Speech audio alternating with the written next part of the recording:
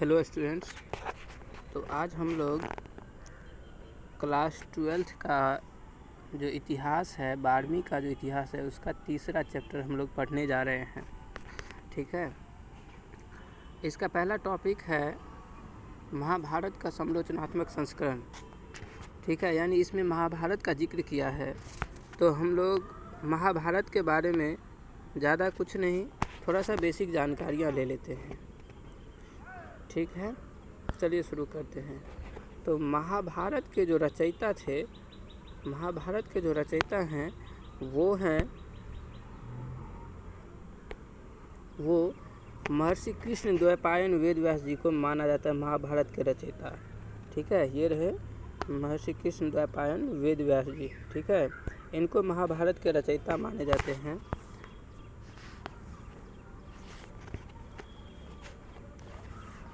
और इनका महाभारत का जो लेखक है वो थे गणेश जी। कौन थे? गणेश जी। महाभारत के रचयिता वेद व्यास जी और लेखक गणेश जी। महाभारत में लगभग 1 लाख श्लोक है। महाभारत में लगभग 1 लाख श्लोक है। 1 लाख श्लोक होने के कारण महाभारत को 1 लाख श्लोक होने के कारण महाभारत को एक नाम दिया गया सतसहस्त्री संहिता। क्या नाम दिया गया? सतसहस्त्री संहिता। महाभारत में लगभग 1 लाख श्लोक होने के कारण इसका एक नया नाम पड़ा, सतसहस्त्री संहिता। ठीक है। महाभारत में जितने भी अध्याय हैं, हम लोग पढ़ते हैं ना, बुक में पढ़ते हैं ना, चैप्टर 1 चैप्टर 2। तो महाभारत में जितने चैप्टर हैं, जितने अध्याय हैं, उसको पर्व कहा गया है। क्या कहा गया है? पर्व कहा गया है। महाभारत के अध्याय को पर्व कहा गया है। और महाभारत में कुल 18 पर्व हैं। कुल कितने पर्व हैं? 18 पर्व हैं और 100 उप पर्व हैं। महाभारत में कुल पर्व कितने हैं? 18 और 100 उप पर्व हैं। ये देख सकते हैं आप। ठीक है।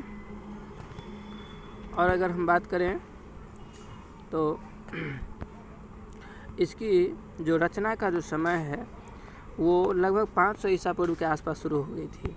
महाभारत का रचना जो है 500 ईसा पूर्व से लेकर के लगभग 500 ईस्वी तक चला। कुल मिलाकर के लगभग 1000 वर्ष तक महाभारत का जो रचना का जो समय है, पूरा जो समय लगा, इसमें लगभग 1000 वर्ष लगा है महाभारत के रचना करने में। ठीक है। इसमें अब इसका आधार क्या है? तो आप लोग भी कई बार आप देखे होंगे कि महाभारत का जैसे अब तो सीरियल वगैरह भी आ गया है, तो उसमें देखे होंगे ज़्यादातर विशेष तौर पर जो इसमें जो दर्शाया गया है वो आपस में जो संघर्ष चल रहा था कौरवों और पांडवों के बीच में, उन्हीं चीज़ को दर्शाया गया है। तो हम कह सकते हैं कि महाभारत का जो आधार रहा वो कौरवों और पांडवों के मध्य आपसी संघर्ष, यानी इसका आधार क्या रहा? कौरवों और पांडवों के मध्य जो आपसी संघर्ष चल रहा था, वही महाभारत का क्या था? आधार था। अब महाभारत में कुल 18 पर्व हैं, कुल 18 चैप्टर हैं। इसमें पहला जो चैप्टर है, पहला जो अध्याय है वो है आदि पर्व। पहला चैप्टर का क्या नाम है? आदि पर्व। ये देख सकते हैं आप लोग, पहला चैप्टर का क्या नाम है? आदि पर्व। और अंतिम चैप्टर जो है, अंतिम जो इसका महाभारत का जो अंतिम चैप्टर है, अंतिम अध्याय है, उसका नाम है स्वर्गारोहण पर्व। क्या है? स्वर्गारोहण पर्व। महाभारत के अंतिम चैप्टर का नाम है स्वर्गारोहण पर्व। ठीक है। तो महाभारत में कुल 18 चैप्टर हैं, 18 अध्याय हैं, जिस अध्याय को क्या कहा गया है? पर्व कहा गया है। और महाभारत का पहला पर्व क्या है? आदि पर्व। और अंतिम पर्व क्या है? स्वर्गारोहण पर्व। क्या है? स्वर्गारोहण पर्व। ठीक है। और महाभारत में जो सबसे बड़ा अध्याय है, जो सबसे बड़ा पर्व है, उसका नाम है शांति पर्व। क्या है? शांति पर्व। महाभारत के सबसे बड़े अध्याय का नाम है शांति पर्व और सबसे छोटा जो पर्व है उसका नाम है महाप्रस्थानी पर्व। क्या है? महाप्रस्थानी पर्व। ठीक है। महाभारत में भगवत गीता का वर्णन जो है वो भीष्म पर्व में है। महाभारत में जो भगवत गीता का वर्णन है, हमारा ग्रंथ है ना गीता, उसका जो वर्णन है, उसका वर्णन भीष्म पर्व नाम का अध्याय है, उसमें मिलता है। ठीक है। महाभारत का युद्ध का अगर बात करें तो युद्ध कहाँ पर हुआ था? युद्ध स्थान। ये देखिए युद्ध स्थान कहाँ पर था? तो युद्ध कुरुक्षेत्र में हुआ था। कहाँ हुआ था? युद्ध कुरुक्षेत्र में हुआ था। ठीक है। महाभारत में युद्ध कहाँ हुआ था? कुरुक्षेत्र में हुआ था। और महाभारत में आप लोग सुने होंगे कि चक्रव्यूह का रचना हुआ था, जिसमें अभिमन्यु मारा गया ना। तो चक्रव्यूह का रचना कौन किया था? तो चक्रव्यूह का रचना देखिए, चक्रव्यूह का रचना द्रोणाचार्य जी किए थे। कौन किए थे? द्रोणाचार्य जी। याद रखिएगा, ये जो है ये द्रोणाचार्य जी अर्जुन के गुरु थे। इन्होंने धनुर्विद्या का ज्ञान दिया था अर्जुन को, ठीक है। महाभारत में भीष्म नाम सुने होंगे अक्सर आप। भीष्म जी का मूल नाम था देवदत्त। भीष्म जी का मूल नाम क्या था? देवदत्त। इन्हें गंगा पुत्र भी कहा जाता था। इन्हें गंगा पुत्र के नाम से भी जाना जाता था। तो अगर पूछा जाए कि भीष्म का मूल नाम क्या था, तो देवदत्त। और ये भी पूछा जा सकता है कि गंगा पुत्र के नाम से किसे जाना जाता है, तो किसको? भीष्म को या देवदत्त को। ओके, अगला है ये जो 18 जो लिखे हैं हम इतना बड़ा करके ना, देखिए इसमें 18 बहुत इम्पोर्टेंट है। क्या है? महाभारत का युद्ध भी 18 दिनों तक चला ना। अगला है युद्ध के बाद बचे महारथी। मतलब महाभारत में युद्ध के बाद कितने आदमी बचे थे, कितने महारथी बचे थे, तो वो भी 18 व्यक्ति बचे थे ना। और कुल अध्याय कितने हैं? वो भी 18 हैं। कुल अध्याय कितने हैं? 18 हैं, ठीक है। आगे हम देखते हैं इसके बारे में और एक दो कुछ विशेष बातें देखते हैं ना। तो जब हम एक दो विशेष बातें देखते हैं तो देखते हैं यहाँ पर महाभारत जो है पूरे दुनिया का सबसे बड़ा महाकाव्य महाभारत को कहा गया है।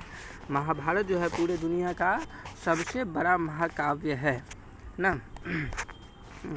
और आप लोग सुने होंगे कि जब महाभारत का युद्ध, महाभारत में आप अगर कोई देखे होंगे तो उसमें देखे होंगे जो पांडव थे, पांडवों को वनवास के लिए जाना पड़ा था ना। तो वनवास में अज्ञातवास के समय वो अपना जो समय बिताए वो राजा विराट के महल में बिताए। कहाँ बिताए?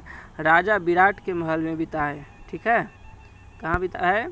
राजा विराट के महल में उन्होंने अपना समय बिताया ना। और राजा विराट के महल में वहाँ पर अर्जुन का नाम था वृहनल्ला। अर्जुन का क्या नाम था? वृहनल्ला। ये आप देख सकते हैं, अर्जुन वृहनल्ला। और युधिष्ठिर जो पांडवों का सबसे बड़ा भाई था, पांडवों का सबसे बड़ा भाई कंक ना, सॉरी युधिष्ठिर, उनका क्या नाम था राजा विराट के महल में? कंक। क्या नाम था? कंक नाम था, ठीक है। चलिए अब हम लोग आगे देखते हैं। कौरवों की जो माता थी, कौरवों की माता कौन थी? गांधारी। कौरवों के माता का नाम क्या था? गांधारी। कौरवों की जो माता थी वो कौन थी? गांधारी। अब यहाँ से जब कौरवों की माता की बात करते हैं तो पांडवों की माता का भी बात आ जाता है। तो पांडव, सब जानते हैं कि पांडव 5 भाई थे। कितने भाई थे? 5 भाई थे। युधिष्ठिर, भीम, अर्जुन, नकुल और सहदेव, यही पांचों भाई थे ना। लेकिन ये पांचों भाई जो है एक ही माँ के उदर से नहीं जन्म लिए थे ना। पांचों भाई में ये जो शुरू से 3 बड़े भाई जो थे, युधिष्ठिर, भीम, अर्जुन, ये माता कुंती के पुत्र थे। मतलब इनका जन्म माता कुंती के द्वारा हुआ था। जबकि नकुल और सहदेव माता माद्री के संतान थे ना। तो माता माद्री की जो मृत्यु है वो नकुल और सहदेव जब बचपन में थे तभी इनकी मृत्यु हो गई। तो इनका लालन पालन जो है माता कुंती ने ही किया था, ठीक है। इनका लालन पालन कौन किया था? माता कुंती ने ही किया था ना। तो अगर नकुल और सहदेव का माँ का नाम पूछा जाए तो माद्री बोलेंगे। क्या? माद्री। और अगर युधिष्ठिर, भीम, अर्जुन के माँ का नाम पूछा जाए तो क्या नाम देंगे हम लोग? कुंती। क्या नाम देंगे? कुंती, ठीक है। आगे देखते हैं। अब इसके बाद हमारा पहला टॉपिक आता है। अब हम चलते हैं चैप्टर की ओर, ठीक है। ये तो बेसिक जानकारियाँ जो थी वो हम लोग देखे। अब चलते हैं पहला टॉपिक की ओर। पहला टॉपिक है हमारा महाभारत के समालोचनात्मक संस्करण ना। हमारे हिस्ट्री में पहला टॉपिक ही है महाभारत के समालोचनात्मक संस्करण। क्या है ये समालोचनात्मक संस्करण? आइए जानते हैं इसके बारे में, ठीक है। ये देखिए, ये रहा महाभारत के समालोचनात्मक संस्करण, ठीक है। तो महाभारत के समालोचनात्मक संस्करण परियोजना का मुख्य उद्देश्य उपमहाद्वीप के विभिन्न भागों से महाभारत के संस्कृत पांडुलिपियों को एकत्रित कर वैसे श्लोकों को चुनकर प्रकाशित करना था जो श्लोक सभी पांडुलिपियों में हो। मतलब यह एक ऐसा परियोजना था, महाभारत का समालोचनात्मक संस्करण एक ऐसा कार्य था जिस कार्य के अंतर्गत पूरे उपमहाद्वीप में, मतलब पूरे भारत में पूरे भारत में जहाँ भी महाभारत का पांडुलिपि था उन सभी को एकत्र करके उसमें से वैसे श्लोक को, वैसे दोहे को अलग करके एक जगह लिखना था, प्रकाशित करना था जो सभी पांडुलिपियों में हो ना। यही इनका मुख्य कार्य था ना। इसमें जो है पांडुलिपि जो एकत्रित किए गए वो उत्तर में कश्मीर और नेपाल से लेकर के दक्षिण में केरल और तमिलनाडु तक, उत्तर में कश्मीर और नेपाल से लेकर के दक्षिण में केरल और तमिलनाडु तक जितने भी इन लोगों को पांडुलिपि मिले सभी को एकत्रित किया गया। इस परियोजना का जो शुरुआत है महाभारत के समालोचनात्मक संस्करण परियोजना का शुरुआत जो है वो